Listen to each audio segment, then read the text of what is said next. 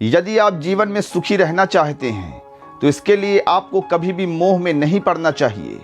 सदैव याद रखिएगा कि प्रेम और मोह में अंतर होता है। जब मनुष्य आध्यात्मिक आनंद की स्थिति में होता है तो उसके मन में सहज रूप से आनंद होता है और उस आनंद की स्थिति में उसके मन में निरंतर ही प्रेम का प्रवाह होता है। जिस प्रकार से एक नदी स्वच्छंद रूप से प्रवाहित होती है और अपने मार्ग में आने वाले समस्त प्यासे प्राणियों को वह बिना किसी भेदभाव के जल प्रदान करती है और उनकी प्यास को बुझाती है, ठीक इसी प्रकार आध्यात्मिक आनंद से युक्त व्यक्ति के मन में जो प्रेम होता है वह बिना किसी भेदभाव के सभी के लिए समान रूप से प्रवाहित होता है। और याद रखिएगा, यह प्रेम सभी के लिए समान होता है, फिर चाहे वह कुत्ता हो या बिल्ली हो, पेड़ हो या पौधे हों, स्त्री हो या पुरुष हो, उच्च कोटि के हों या निम्न कोटि के हों, यह सभी प्राणियों के लिए समान रूप से प्रवाहित होता है। भगवान कृष्ण जब सुदामा से मिलते हैं तो उनके आंखों से जो प्रेमाश्रु निकले थे वह प्रेमाश्रु वास्तव में मोह के नहीं हैं, वह करुणा और आनंद के हैं, वह प्रेम के आंसू हैं। इसलिए आपको सदैव उच्च श्रेणी के प्रेम को प्राप्त करने का प्रयास करना चाहिए।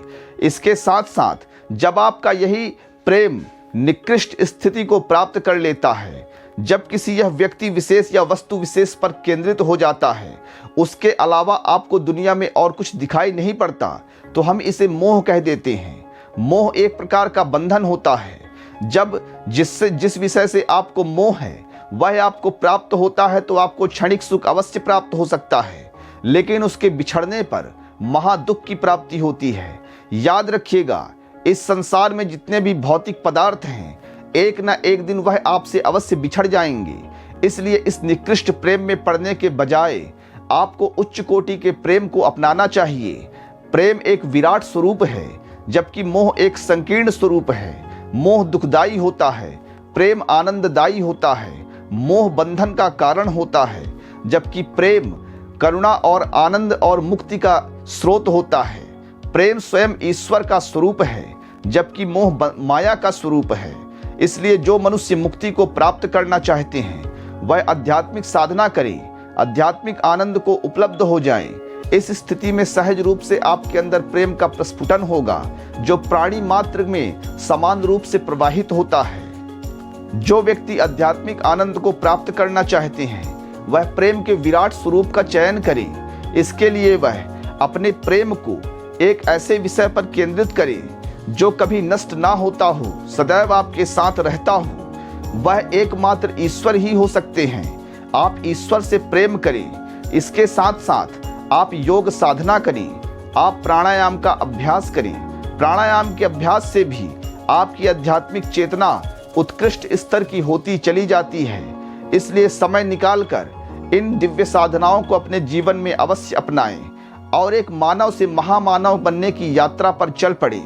आपका मानव जीवन इसी में सफल होता है और निकृष्ट स्तर के बंधनों में बंधने के बजाय स्वयं को ब्रह्म और ईश्वर से बांध लें। सदैव याद रखें, आपको अपने जीवन में जितने भी कर्तव्य कर्म हैं, चाहे वह परिवार के लिए हों, समाज के लिए हों या अन्य लोगों के लिए हों, अपने कर्तव्यों का बराबर निर्वहन करें, लेकिन भीतर से एक साधना उस परमात्मा के लिए भी रखें।